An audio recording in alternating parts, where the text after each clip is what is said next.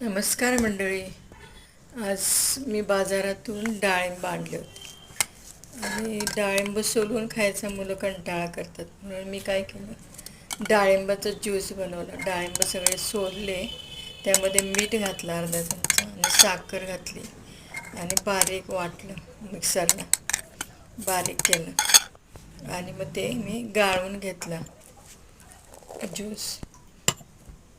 इतका छान झाला ना, आणि ते एकदम सर्वांना आवडलं, सर्वांनी पिला कप कप भरून. खूप छान झाला आहे.